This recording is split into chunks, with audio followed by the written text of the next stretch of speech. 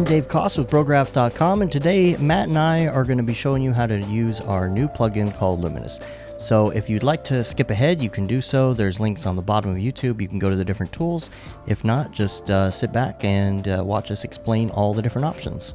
So here I have a scene, which is a ring that I purchased online, and I'm going to fire it up here. I've just got a plane on the bottom.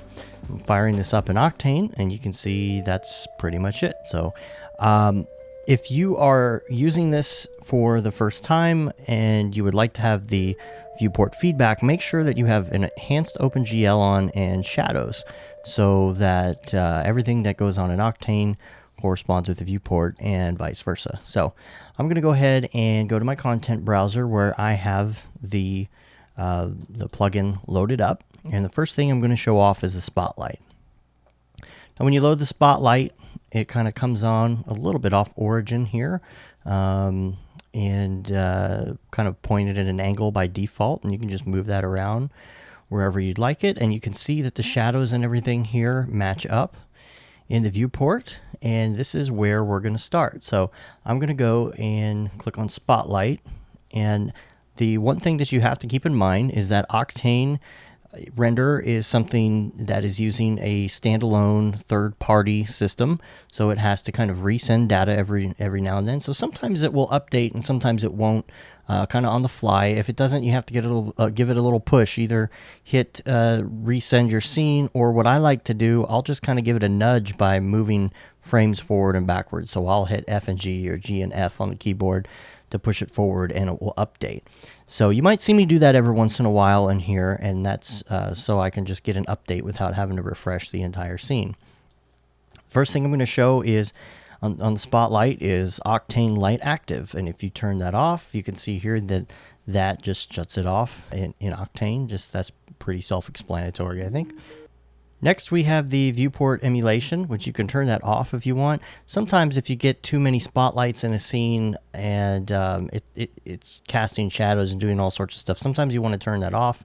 So that just gives you that option there. The next thing we have is something called Black Sky On. Whenever I'm using one Octane light source, sometimes I like to have a black sky. So from this point on, we're going to use that black sky because I don't like having that default gray sky going on. This is just something that's nice to have handy just in case. And you can see, of course, already that this is kind of blown out. So there's a couple things we can do. We could either go to our camera and make an Octane camera and change the intensity, or I'm sorry, change the exposure, or we could change the power of the light, which is what we're going to do here. We're just going to bring this down a little bit because it seems like it's just a bit blown out. I'm going to select like 50 for this because these textures are pretty bright and pretty reflective as well. So we have a real harsh spotlight going on here. One thing that we can do, if we would like, is to add something as a target. So for example, if I wanted this diamond ring in the scene to be the target of the spotlight, I could just drag it into target. And then whenever I moved the ring, it follows, just like anything else you would do in Cinema 4D, except it's all kind of set up for you already. The next thing I'm going to show is, actually, I'm going to remove the target by hitting clear, in case we want to do some other things with the light. Next thing I'm going to show is the cone width. So you can see now that that changes in the viewport and that changes in Octane. Pretty self-explanatory if you already know about lights. Fall off. Fall off, obviously, is fall off around. You can get a nice looking soft spot, and it renders fairly quick, as you can see here. You also have a little bit of a guide that comes up in your viewport and shows what that fall off is going to look like. It's never going to be like 100% exactly the same, but it kind of acts as a guide, so you can kind of get an idea of what you're doing when you're building a scene, especially if you don't want to open up that Octane window. The next thing we have on here is focus distance. Now this is a visual aid. Sometimes when I'm setting up lights, I'll have it real short or something like this, as you can see here, and I don't know exactly what it's aimed at, and sometimes I want to aim it and be a little more accurate. So this will just help you pull that out so that you can look at an angle and just see where your light is aimed. And really that's all that's for, is just as a visual aid. Next up on the list is power. Obviously we talked about that. You can really jack these things up if you want. Now we have put a limit of 10,000 on here. However, like many things in Luminous, you'll notice that you can go higher. Octane has a limit of 100,000, which in many cases you're not going to use for anything, but it's there just in case you need it. That's why we started this off though with 100, because it gets really bright really fast. Next off is color temperature. Now, color temperature, you'll notice if you change it in Octane, usually you don't see any sort of feedback in your viewport. Well, now you have that. You can see what's going on here. The color is actually changing. If I change my color temperature. Now, when I go way down in color temperature, what happens is we lose that because there's a kind of a perceived difference in light. That's because this light is not normalized by default. If you click normalize, we'll update here. You can see now you're getting kind of the same normalized brightness, but you're really getting that super, super low color temperature, which is not something you would usually ever go with, but it's there just in case you want it.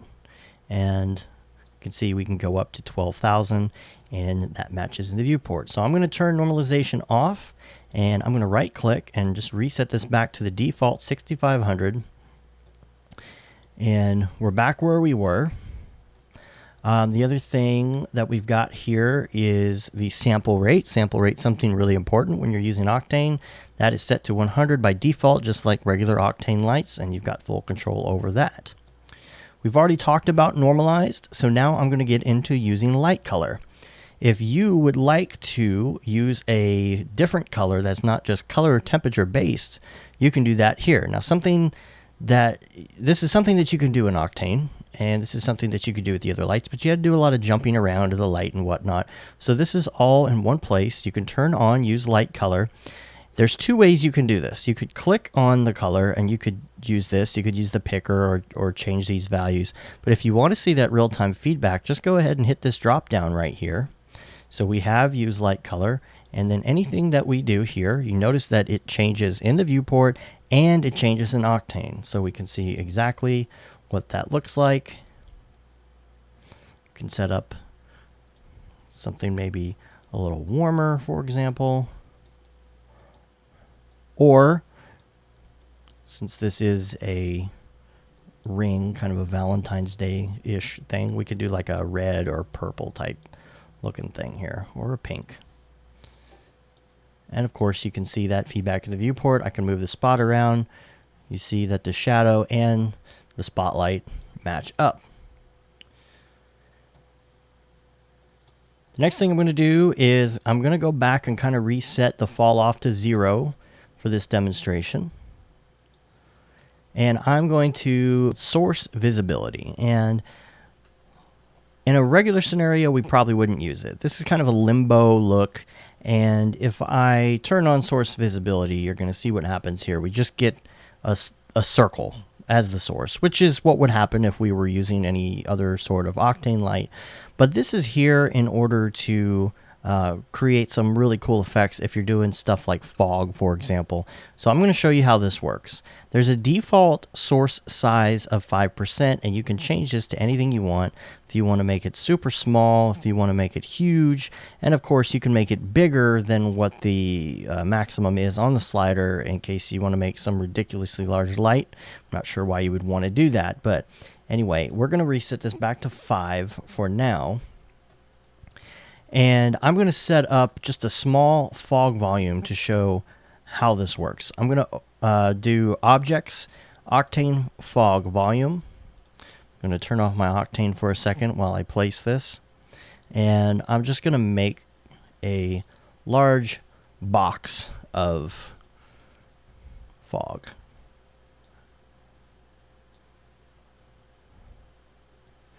Now, this is going over my entire scene.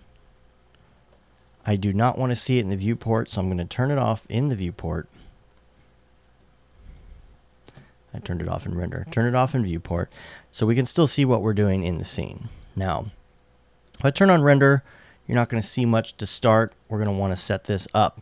I'm going to go to medium, turn on fog.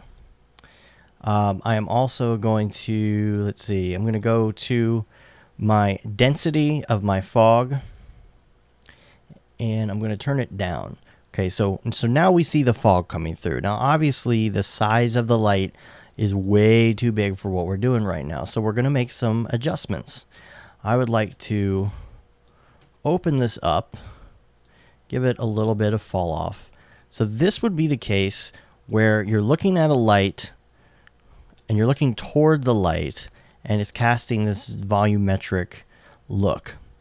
Now, the size of the light needs to come down a bit. I'm going to say like 2.5.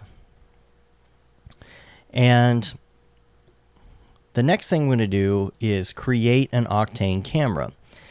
And in the Octane camera, I'm going to go to post-processing and I'm going to turn on my bloom for post-processing, and I'm going to crank it up a bit.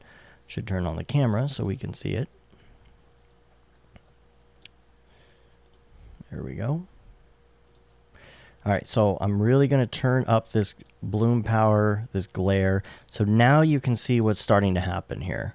In this type of scenario, we would want to see that source of that light and be able to adjust it. So that's what I'm going to do here. I still think this is probably a little bit too big, so I'm going to go back down to my source size and I'm going to make it like 1.5. And what you'll see is the size changes. We get that nice glare, and I'm going to bring up the glare even more. I'm going to bloom it as well too.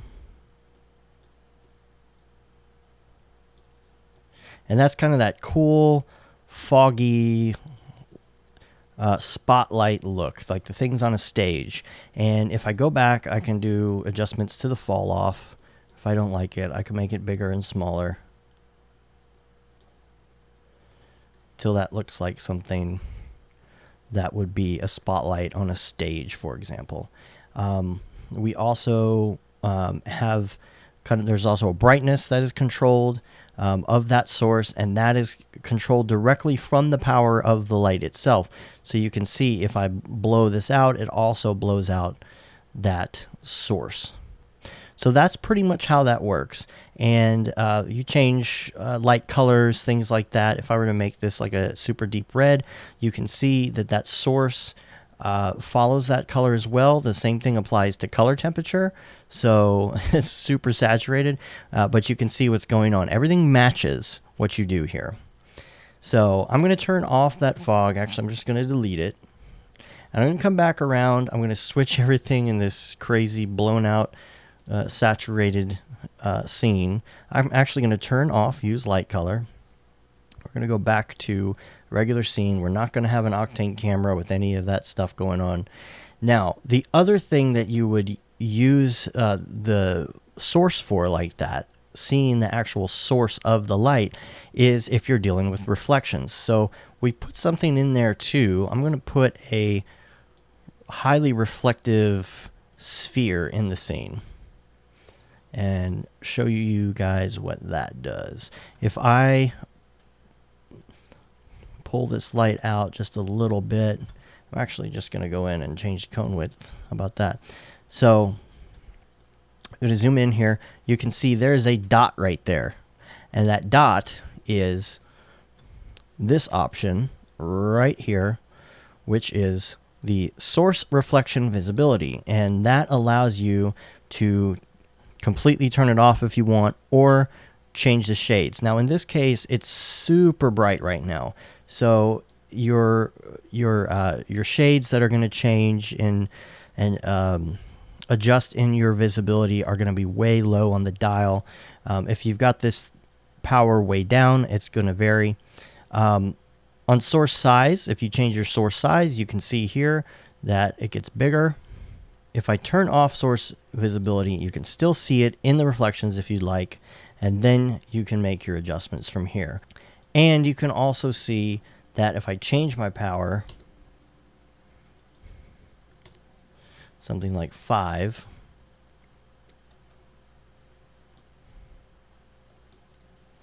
and 0.1 on my source, so we can really see what's going on here.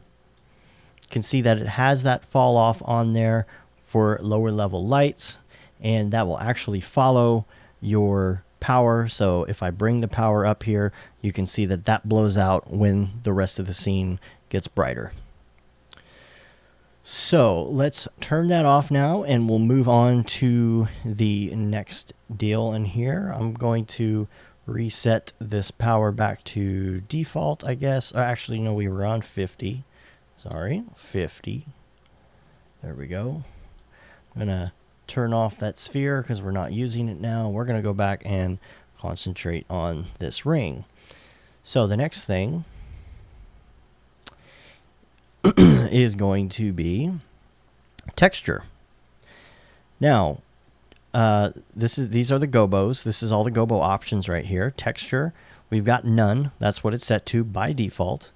And we've also got a couple of, well, a few different preset gobos, like cross, for example. Now, you'll notice that because we have fall off on, that it's got kind of a nice blur going on around everything. That changes depending on what your fall off is at. So if you load up some sort of gobo and you don't see anything, that might be because you've got your fall off like super cranked. So you can see you've got harsh shadows here, change the fall off. It makes it real nice. Now this is just a standard cross. We also have some other options here. We've got grid, which is just a standard square grid. These are tileable. We turn the fall off down so you can see here a little bit better. We've got a couple options in the tiling area. I'll skip around here. If we change the size, we're going to go ahead and grab both of these, X and Y, by holding Shift. And then you can hit Command or I believe Control if you're on a PC, and you can change the size. Now what's happening here is I'm independently changing the size of that gobo. It's not changing the light itself, and it is tiled. So if I turn off tiling, you can see it's just a set of squares by itself. Other options that we have in here, one of my favorites is tree. Now obviously we don't want that tiled. I'm going to put these back to the default 1 scale so you can see what that does. And I'm going to bring my fall off up quite a bit. Now here's the thing about this. If I'm doing something like this, I don't necessarily want black shadows for all of the shadows of the tree. First thing that I'm going to do is I'm going to warm this up a little bit. Just because. I'm going to turn on normalization. I'm going to make this scene fairly warm. But still, you see we have these black shadows. Now, that is because there's literally nothing in the light department being shot into those little areas. So what we've put in order to compensate for this is something called transparency. So you can adjust this so it's not so harsh and it's not so contrasty. And now you can see we have a nice little tree like that's coming in from a window or something to that effect. We also have tiles. I'll take my transparency back down. I can show you what these look like. Take my fall off back down. We've got tiles here. And we've got globs. I like that one. We've got rounded quads. Stones. This is nice. These are all tileable, so you can tile these as much as you want. What else do we have here? Party. This is a good one. You could do something like this. Turn on your use light color. This is real fun. You could take, you could say 2 of them. You could duplicate it and rotate it out a little bit, and then you could have like double. do it as another color. Like this one, I'm going to do like a, I don't know, a green or something. There you go. You could rotate them together. You could rotate them separate. You can mix them. See if I put these together, the colors mix. So that's pretty cool. And then if you didn't want it so harsh on the dark shadows again, you can bring up that transparency a little bit. I'm only doing it on one, but you get the picture. So you could grab both of these. You could animate them at the same time, make them rotate around, that kind of thing. Have a little party. So I'm going to delete this green, and I'm going to go back to my gobos and show you what the other ones are. We've got dots. Bring up transparency again so you can see it. We have stars. That's kind of a fun one. You could do something patriotic with that. We've got flashlight. I'm going to turn down the transparency so you can see. Now, flashlight, of course, you're going to want to bring down the fall off.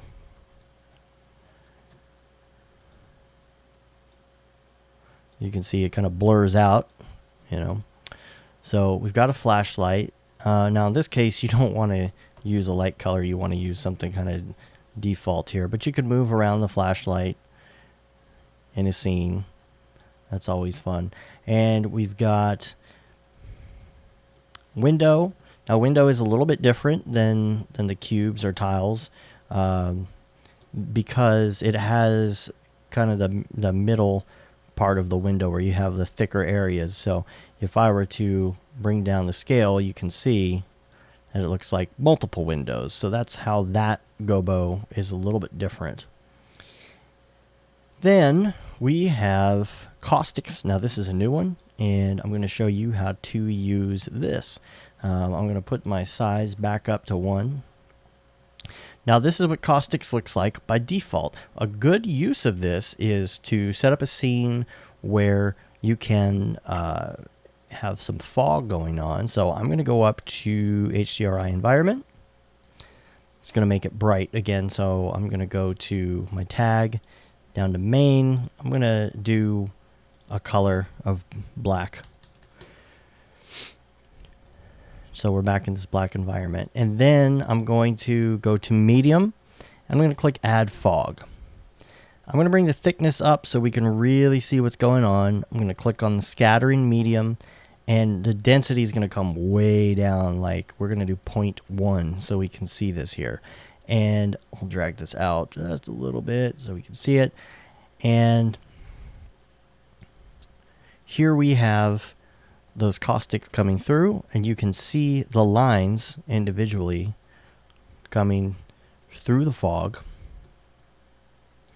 Now what I like to do, something like this, is I'll grab the spotlight. First of all, I want to change the color. I want to make this look like an underwater scene.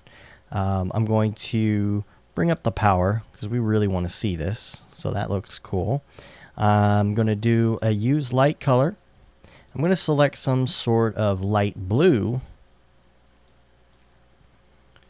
so it looks like we are underwater, under the sea. There we go. The other thing is I'm going to bring up that transparency we were talking about real low, like maybe 1%. So you can see those blacks aren't 100% black. That actually looks real nice right there. Next, I'm going to, while we're in this scene, I'm going to demonstrate the difference between the X and Y size and this option we have here called lock texture size to cone. By default, that's on. We can always change this if we'd like in the size. But what about if we're wanting to move the cone around, change the cone size, and just have it follow the gobo in size? Well, that's easy. As long as this is on, that will move with it. So if I go back to my cone width way up here, you'll notice that adjusting it actually changes the size of the gobo, which sometimes you want that, sometimes you don't. But if we bring it back down, if we kind of like that size, we can uncheck that lock, and that kind of resets it. Now, whenever we change the cone width, that does not change. So that gives you some options there, depending on the type of application that you're using it for. The other thing we have is custom gobo. You can bring in a custom gobo, either something with a transparency or without. If you'd like to pull it from Luma, you can. You can click Luma and it will actually, we got it on custom without anything in it. It's just showing up as white. You can use a black and white image, and that will actually use that as that alpha channel for the gobo through Luma. The other thing you can do is if you wanted to put a colored, like a stained glass or something in there, you use this Luma and it will actually project through the colors of your custom texture that you put in this field. If you'd like to go the alpha route, if you have something like a Photoshop file or something, you click on from alpha, and pretty self-explanatory. It just uses that alpha to create that gobo, and then all of these same options apply. And you also have the option to invert that. And of course, I didn't really talk about it much, but you've got the option to do a position change as well. So if we load up something like party, if we party's a bad example, because you want to keep that centered so it rotates. But if we do something like globs, for example, and we want to move those, we can move the X position and the Y position of those to get it just right. So we've already covered the spotlight, which goes through a lot of stuff you need to know about using this plugin. And we're going to go to some of the other pieces of the plugin, like softbox and ring light. Softbox, I'll go ahead and click that and bring that into a scene. Softbox has many of similar features that the spotlight does, but not everything, because this is more of a studio scenario. So this is how this works. I added the spotlight, and I added the softbox, and I've directed it at my ring. Under my options, I have a lot less options than the spotlight has, because this is a studio scenario. So you've got whether or not the box is visible itself in the scene. You've got whether or not the light object itself casts shadows, which is something that you want to have that option for when you're using Octane lights. You can target it, just like we did with the spotlight. You can drop something in, and then if you move that subject, it will follow. Other options we have here are power, as expected. You've got your sample rate as expected. Normalization. In this scenario, we left normalization on by default because we figured it's something where you're going to have multiple lights, and it's kind of probably some random color temperatures where you want normalization on by default. So that's on. And we've got color temperature, and that updates in the viewport as well.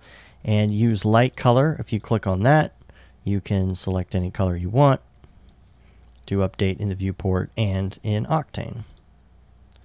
Just kind of put these back to normal here, and we'll continue on. Then you've got the light type. Now this is not really about the lighting itself. This is more about what this light looks like. Most of the time you wouldn't see this in the scene itself. You wouldn't really be showing this for any reason, but you would like to have it in your reflection.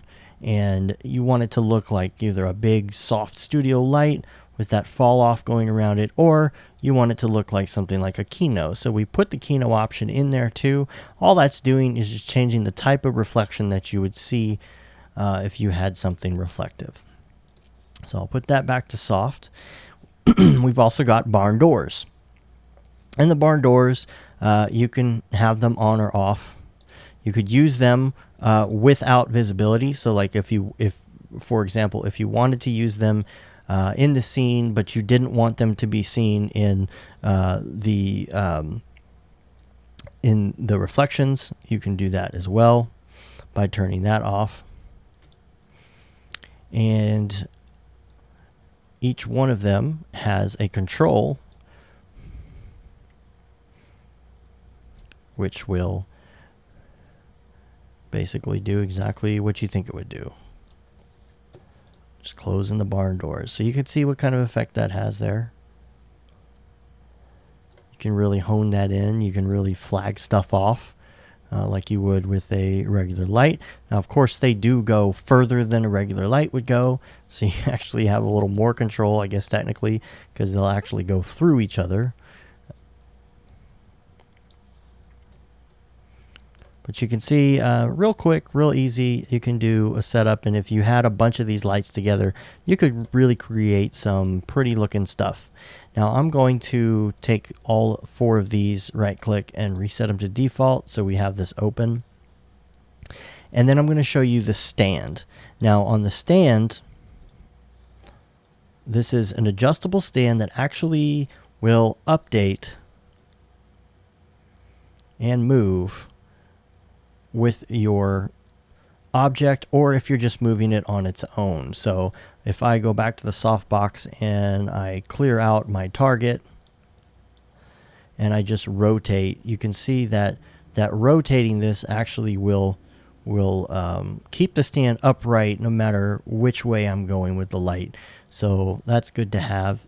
The stands are, of course, they're not really supposed to be seen in a scene. Again, it's the same deal. It's just for reflections. If you want something to look like it's in a studio environment, it's there. They're off by default because most of the time you probably won't use them. But if you really want to create that feel, you have the option. And of course, we've got the height for the stand as well. Very simple, but it's just something that when you're looking at something like a sphere, for example, I've got a sphere here in my scene, highly reflective, and let's say for, I guess, this example, we'd have the roughness maybe up a little bit, and we want it to look like that is actually in some sort of scene. You can see what that does. It's just, you can see that little trace of some sort of a stand or some sort of a box, and you may want that, you may not. You can turn it off if you want. You can turn off the visibility of all these different pieces, the stands, the doors, and just have the light. If you don't want to have all the other pieces of the box, you can do that too. And you could still get the same effect. You can still use things like the doors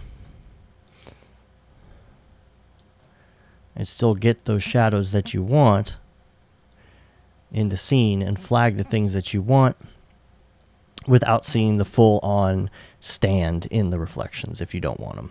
For the ring light now, this one is a little bit different. It's very similar to the softbox, but there's a couple things that you probably need to know about it if you're using it.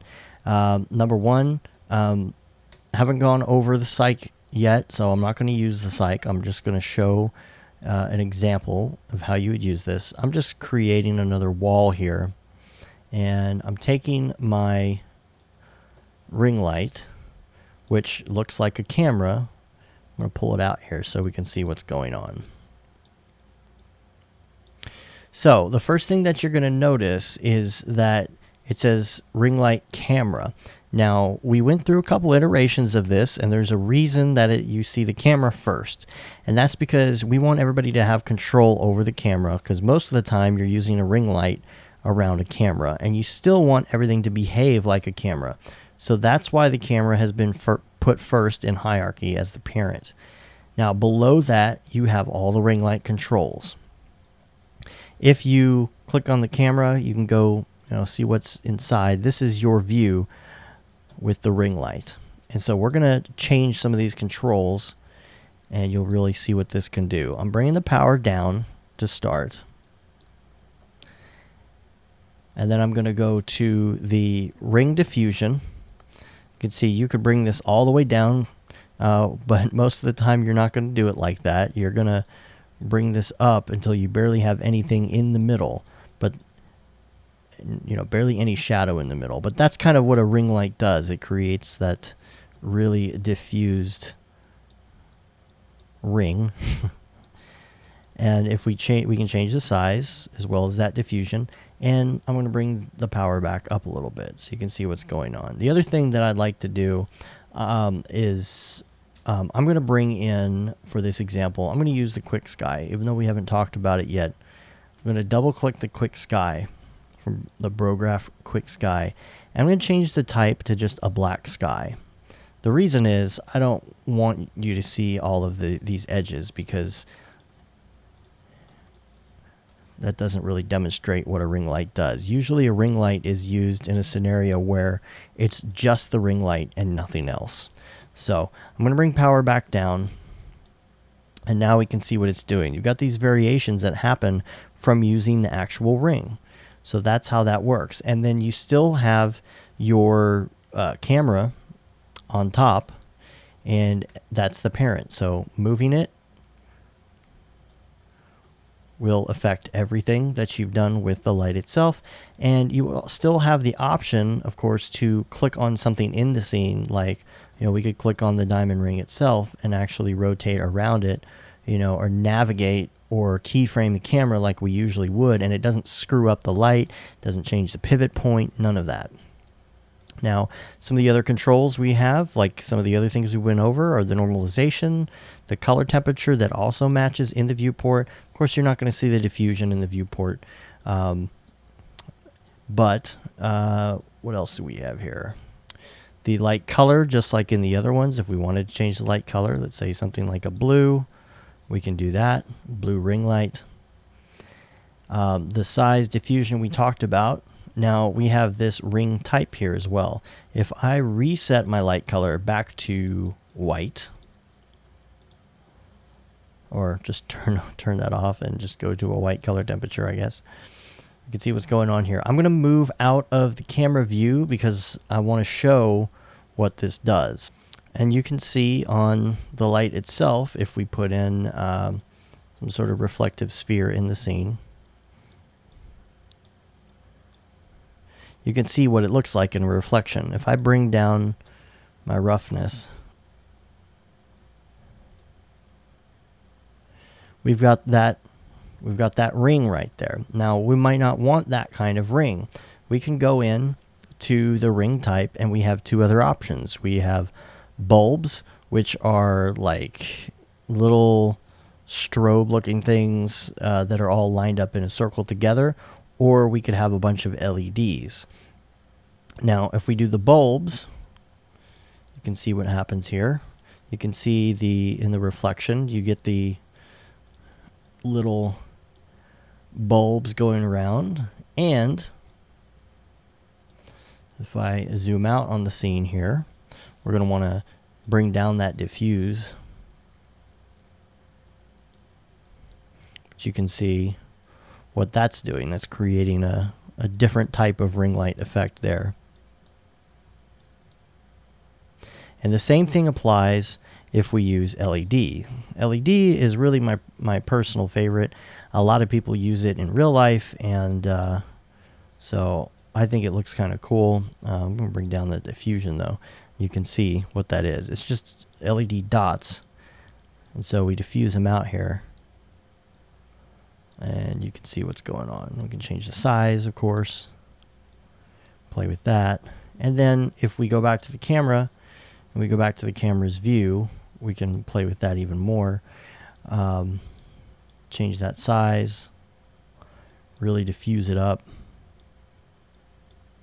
and get just a little bit different feel here. Barn doors, exactly the same on here, as well as the stand and stand height. If I turn off the camera, we'll go back and take a look at this light itself. The only thing about the barn doors, of course, is that they're slightly different because it is round. So that is a little awkward looking, but it still has the same effect. So we can go down and kind of block off some areas of the scene if we'd like. Now the diffusion is super high right now, so you're going to not see it as much. I'll bring down this. In fact, I'm going to go back to full so you can really see what's going on here. There we go. There's our barn doors. And that about does it for the ring light. Now I'm going to hand it off to Matt, and he's going to explain the Cyc, and he's going to explain the Octane QIKSKY as well. What's up, bros? Matt here. Thank you for purchasing the plugin, our very first plugin, and I'm really excited to show you a couple of different parts of the plugin that come with Luminous. The first one is the Brograph Cyc. And so what this is, it's an easy psych wall creator, which is great. So let's go ahead and jump into Cinema 4D. And within our content browser, let me go back. In our, where is it? Brograph Octane Luminous. We've got the Brograph Cyc. So just double click on that, and it goes ahead and creates this psych wall for you. And the psych wall comes in with an Octane material already on it, which is great.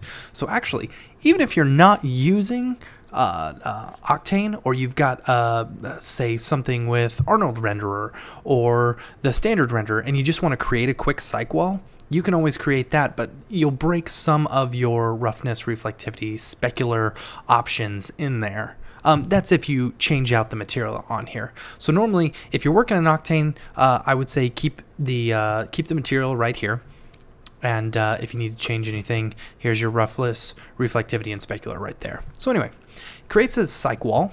And so you've got width, height, depth, and the amount of curve that you can adjust. So we can even make it wider or thinner if we want.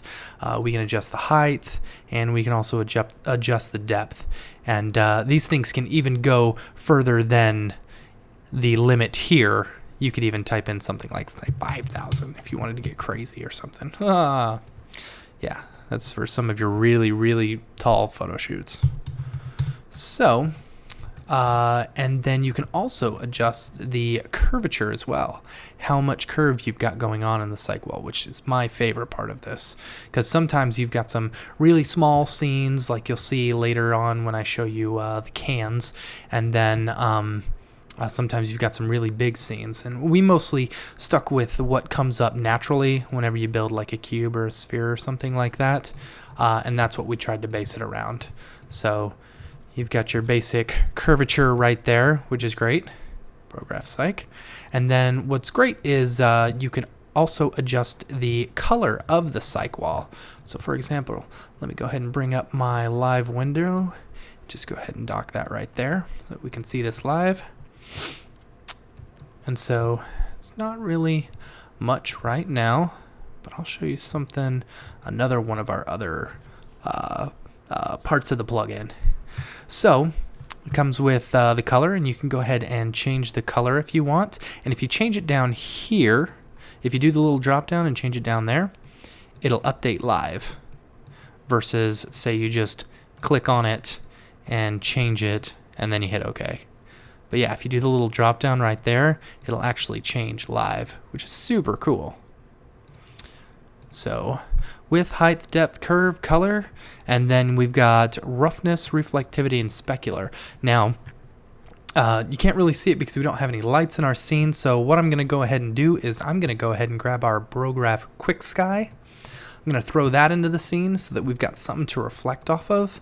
And I'll go into more detail on this in the QIKSKY tutorial, but I'm just going to go ahead and change this to a studio so that we've got that. And then, you know what? Let's go ahead and get rid of this cube, and let's bring up our cans. And our cans are pretty small right now, so we actually don't need so much depth on the psych wall, but we can just kind of leave it there. Whoop. I got a lot going on with my cloner objects and such. All right. So in our QIKSKY, we've got a studio, and then let's grab a camera real quick, and we'll throw a Octane tag on here, and then we'll just hit a keyframe on there, and then let's increase our exposure just a bit. And you can see that psych wall looks pretty good. Let me make sure that I don't have enough samples in my specular. Let's bring that to 10.6.6. There we go. Looking a little bit better there. Whoop, whoop. Maybe just back off this a little bit. And this scene actually comes with the Octane Luminous plugin. So if you want to take a look at it, feel free. So we've got our QIKSKY. Our QIKSKY just basically creates our HDR, and then we've got the psych right there.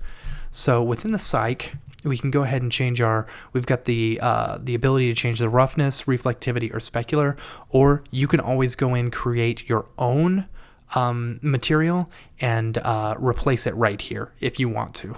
So, or you can just mess with the basic one. Now, it does act the same way that Octane does in your reflectivity. So if you throw it down to 1, it's a perfect mirror like in Octane.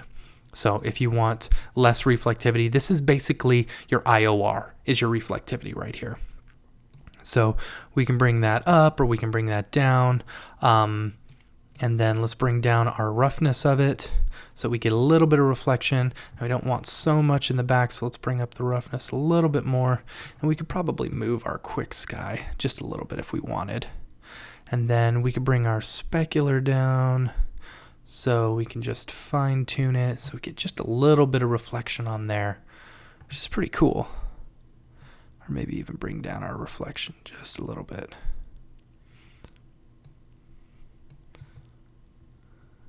So yeah, that's basically the psych. And the roughness, reflectivity, and specular all go to change the reflectivity and specular and roughness of the psych wall itself. So let's go ahead and jump into QIKSKY. I'm going to go ahead and start a new comp right here. And then I'm just going to create a bunch of shiny spheres. Cloner, let's go ahead and do a grid array. Do 10, 10, 10. And then we're going to render instances. That'll go faster. Then we're going to throw a random effector on it, like you do. And we'll do the scale, uniform scale. We'll do 0.5. And then let's do more. Maybe I got too many shiny spheres. Go ahead and bring the scale down. There we go. So it doesn't really look like much right now. And really what you would want to do is you want to bring in an HDRI, and you could either light it that way, or you could do a sunlight, or you could do something. But when you're modeling, sometimes you just need a quick HDRI or a QIKSKY, that you can just throw in there really quick and just get going. So that you can see one for reference. And so that's why instead of going through the action of, creating an HDRI environment, clicking on it, clicking on there, finding the correct HDRI, messing with your power, going in and out of different layers and such, we figured we were doing it so much, why not just automate the process? So in here, we've got our Brograph QIKSKY. And if you double click on that, it'll bring up a bunch of different options. So first off is your sky type. If you do an HDR, you can do a black sky. You can do a white sky. You can do a custom color. So if you choose custom color, then you can select this little drop down, and it will allow you to select the color that you want. Let's see, custom color. You could do daylight, and if you do daylight, then it goes down to this quick HDR. No, that's if you're doing the HDR. Sorry. Daylight will bring you down to these settings down here. So you've got different presets for your daylight. So say, for example, you want morning. Right now it's set for morning at a 45-degree angle. We could do dawn, and so it's kind of like right before the sun comes up. Noon, so the sun is like right above you and super harsh. Evening is, right as the sun's going down. Dusk, all these cool different options. And then if we zoom out, you can see the sky. So basically what it's doing. And you've got these different options where you want it 45 degrees to center. That's center. And then you've got negative 45 right there. So, and then if you want to change that, it would give you additional ways to change the degrees as well with this north offset. So you can offset it as much as you want in order to fine tune it if you really want to do that. So if we go to HDRI, then we've got these different quick HDRI types, and it defaults to outdoor. And so as you can see, it's just basically HDRI 9, I believe it is. And so it gives you, it's one that we use all the time, and we use it anytime we're modeling. It's a good overall outdoor HDRI. So we've got that one, and then say you want to do an indoor. I believe this is, it's not Studio 4 or HDRI 4. It's one of the other indoor ones. But yeah, so you can see that. Oh boy, I'm all inside the shiny spheres. And then you can also do the studio. So instead of having to go through and find all the correct ones that you want to use, you've got this easy way to just cycle through stuff and quickly choose which sky you want.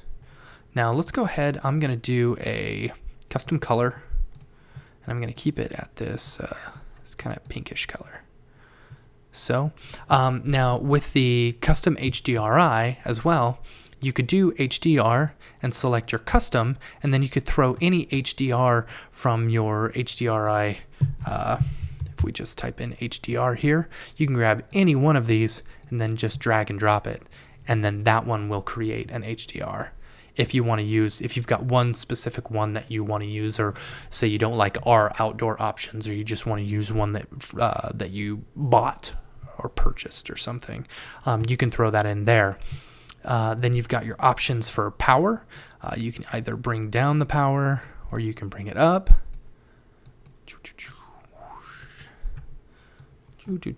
Just like you do.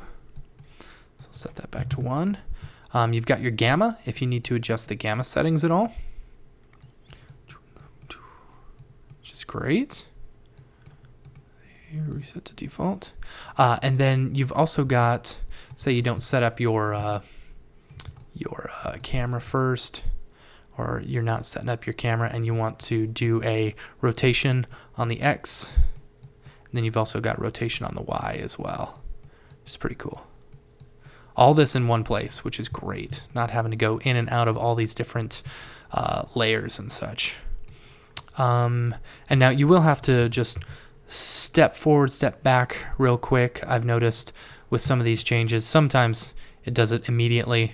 Sometimes you have to hit forward, backwards. I do that really quick, and then it just re-updates. Then you've got this HDRI scale, which you can see makes it smaller or bigger, which is really cool. I don't know if you'd want to use, something like that, but you can, which is cool. So it gives you the ability to be able to change the scale of your HDRI. We've also got this mixed sky texture option. So say, for example, if we are doing daylight, let's go over to like noon or something. So we got this super bright thing. And then say we create another QIKSKY. And then within this QIKSKY, we're using an HDR, and we're just using a quick like indoor HDR. So then you can move the mixed sky samples. You'd want to do it on the one where you're using the daylight. And then you can mix your indoor and your daylight settings as well. So yeah, that is basically QIKSKY. I use it for like real simple setups. I can show you my psych. This is the project file that will come with Luminous.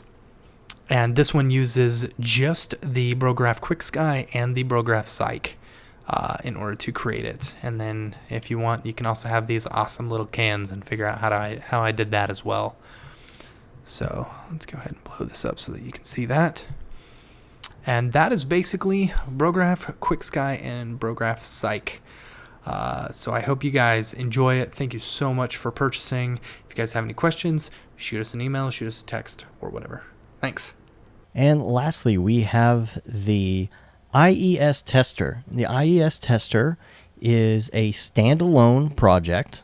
It's not something you would bring into the scene. A lot of times, I like to look through just random IES lights that are in cinema and see what they look like. And so we've kind of built this deal that will let you see them rather than just an icon, because those icons sometimes make it hard to figure out what you want to use.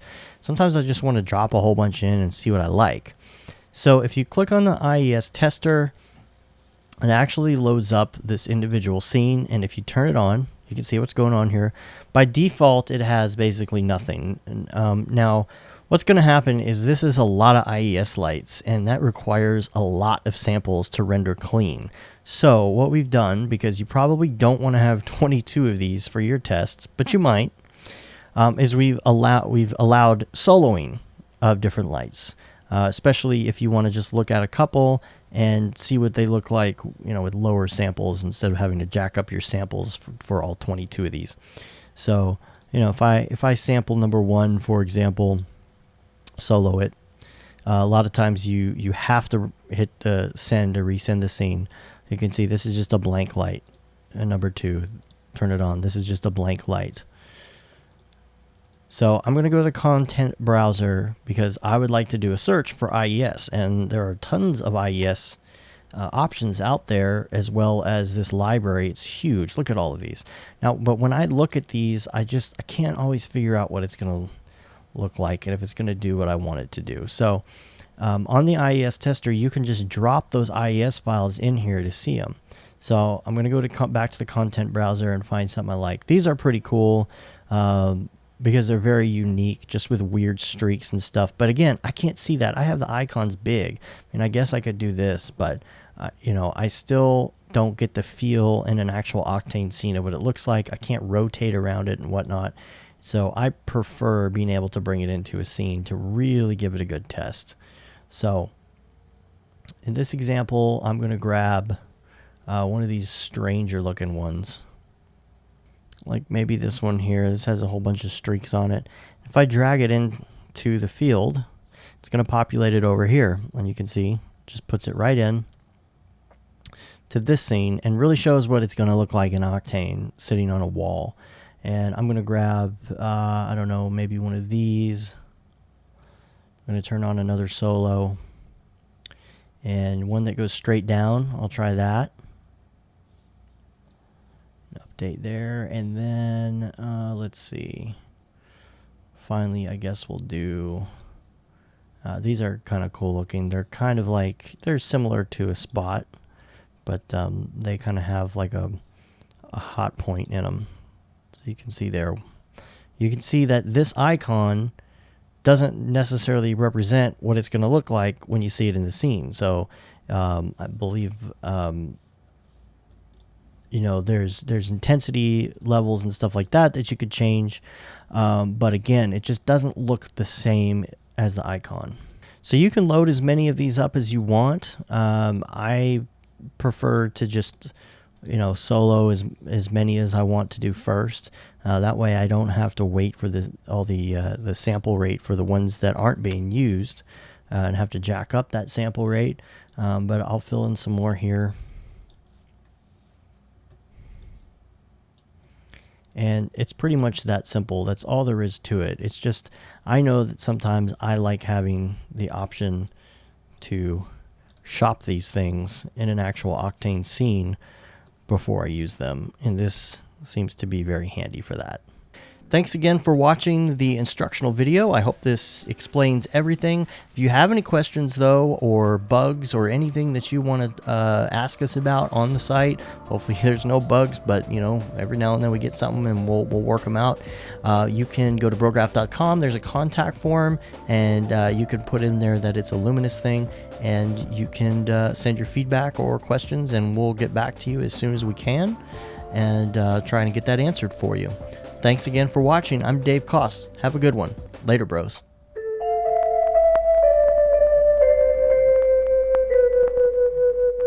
It's pretty good, I guess.